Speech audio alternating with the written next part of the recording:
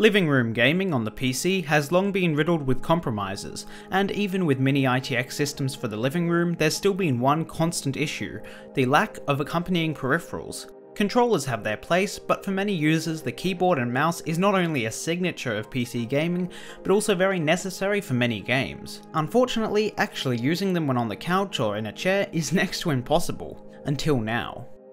The Z9 Neo by Zalman brings all the right features on a budget, with a large windowed side panel, 5 included fans, and an excellent interior layout with super simple cable management. Get it now? Link in the description below. Corsair's been building up their premium living room experience as of late. First up was the mini ITX PC titled Bulldog, which combines performance alongside looks that blend right into a home theatre environment, and now the accompanying keyboard and mouse combo, fittingly titled the Lapdog. As its name suggests, the Lapdog is meant to allow you to game comfortably from your lap with a keyboard and mouse. The Lapdog is available either as a bare-bones kit or bundled with the compatible K65 or K70 keyboards. Corsair's aim with this system is to provide a premium and polished unit, even if it doesn't have the innovative features like wireless functionality. Right from the exterior finish, Corsair's commitment to quality is evident, and the build is excellent, although it is to be expected considering this is coming in at a retail price of $120 for the bare-bones unit. It's not an insignificant price, but it's also not without justification. You've got 3 main sections. The top pieces are all a great looking brushed aluminum finish, which gives the Lapdog a premium feel, and it blends beautifully with the finish of the K70 which I'm using, or alternatively the K65. These are the only keyboards officially compatible with the Lapdog, so you'll have to shell out the cash for those. You can use any USB mouse however, and as you can see I've been testing this out with Corsair Sabre RGB, and using Corsair software I can sync the lighting between the keyboard and the mouse. Examining the build once more, when you remove the top covers you have the main plastic frame, and while there's a little bit of flex, it's impressively built, especially since adding the keyboard and outer frame adds rigidity. The main frame has 3 sections, one cutout for the keyboard, a long strip along the top for cable routing, and the USB hub for the keyboard and the mouse. On the hub is a strange 16-pin port, which Corsair is saying is reserved for future use. The last consideration is that you have to leave the keyboard USB pass-through unplugged, as there are only 2 USB ports on the internal hub, and the keyboard's pass-through is also blocked inside the Lapdog. It would have made sense to keep this pass-through active and accessible, so you wouldn't have to remove the mousepad to swap mice. On the exterior, we have 2 external USB ports so that you can charge your phone or plug in another peripheral. We also have USB 3 input to power the keyboard and mouse, and an AC adapter which powers the 2 other external USB ports. I would have liked to see an audio pass-through here so that you could plug a headset directly into the Lapdog. There are also these reflective surfaces with the Corsair logo, which look fantastic until you touch them and they suck up your fingerprints. The last section is the cushion, which attaches using 6 magnets on the bottom of the main unit. I did find the adhesive holding the magnets in place wasn't strong enough, and they started to stick onto the bottom instead of holding in place. When they did hold in place, they allowed for easy detachment of the 2 sections.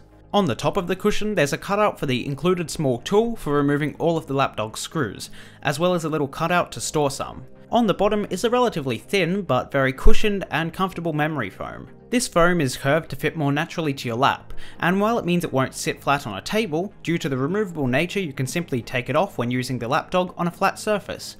It's a comfortable cushion and I have no real complaints about it.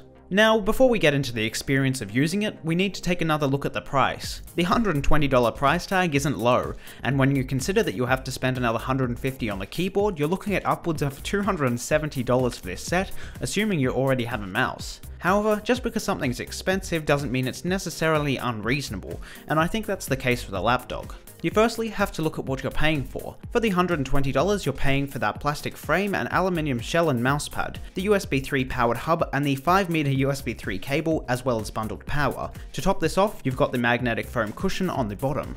When you factor in the costs with the R&D and the polish of the experience, you can start to see where the price is coming from, and for what you get, it starts to make more sense. That doesn't necessarily mean it's the right product though. While it's understandable why it costs so much, it's also overkill for many people. While aluminium top plates are nice, and the extra USB ports are great, for many people they would have preferred knocking off some of that price. It's a premium product, so understandably it does come with that premium price. But enough about the price. Is the experience good enough to even justify what it's aiming for? So let's go about setting this thing up.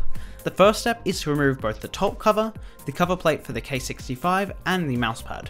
You then slip the K70 in and plug it in along with your mouse of choice. You can tie down the cables in the 2 cable loops using the included zip ties. I'd prefer for Corsair to include reusable Velcro wraps instead, as I'd expect many people will be taking the board and the mouse in and out. You can then grab out the included 5-meter cable for connecting the lapdog to the PC and connect it to a USB port on the PC as well as the AC power. It's then just a matter of reassembling the lapdog and playing some games with it. The experience using the lapdog can be summed up pretty simply, you don't notice it. And that's the goal of a product like this. I can game away without having to think about how the keyboard or the mouse is sitting, and it just doesn't get in the way of fluid gameplay. I didn't realise how much fun it could be to just relax on the couch and play some Civ 5 or Shadow of Mordor for hours on end. It really brings a new experience to gaming, and I've got to say I really enjoyed it. For me, the experience of on-the-couch gaming is awesome, and the lapdog allows for that to happen seamlessly without making compromises on my peripherals. When paired up with a mini ITX gaming rig, Steam's Big Picture mode or Nvidia's Game Stream, it can be superlative. However, that's not to say that the lapdog is the perfect product and everyone should go out and buy it right now. There are certainly some things to take note of. First up is the mousepad. This is a mixed bag for me since Corsair has opted for a medium-sized hardpad surface. On one hand, it's very solid and easy to clean, which is awesome, and tracking is great. However, the surface itself is quite fast compared to a cloth pad, and your mouse will glide at a quicker pace, so there'll be some time required to get used to playing on the lapdog. Because the surface encourages quicker mouse movements, I found that when I didn't have my hand placed on the mouse, it would simply slide off, unless it hit either the side or bottom barriers. While I wouldn't say a more competitive shooter like CSGO is really suited for the living room, if you're playing with a medium or high sensitivity, the lapdog will do fine, as you can use your mouse of choice. The only thing to note is that if you're a low sensitivity gamer, the mousepad's physical area might be a little small, and because it's much faster than a regular cloth pad, you may have to tweak your sensitivity. The other issue regarding the mouse is the cutouts where the cable exit. The cable runs directly out without any rubber grommets, which means it can rub against the sharpish edge of the mousepad. I really would have liked to see a smaller hole with some sort of rubber grommet for the cable exit. The last complaint is regarding to the keyboard's ergonomics. Usually when a keyboard is being used at the desk, you either rest your wrists on a included keyboard wrist rest or on the desk, if not both. However, there isn't any wrist support on the lapdog, making it feel strange and a little unnatural to use at first. I adjusted over time, but I think it would have been cool to see part of the top cable management portion be moved to the bottom and that space allocated as a wrist rest. Simply put, your wrists get bent at a slightly unnatural angle due to the positioning of your arms relative to the keyboard. The one other big thing would have been wireless. Now, this isn't a small task by any means, as evidenced by the continual critique levelled at most wireless peripherals, but that would have really made the lapdog stand out. Wireless tech has been making big leaps as of late, and companies like Logitech have shown minimal lag is possible with products like the G900 gaming mouse. Hopefully at some point, Corsair makes attempts at a wireless lapdog or even an upgrade kit for the current one, maybe using that lonely 16-pin connection.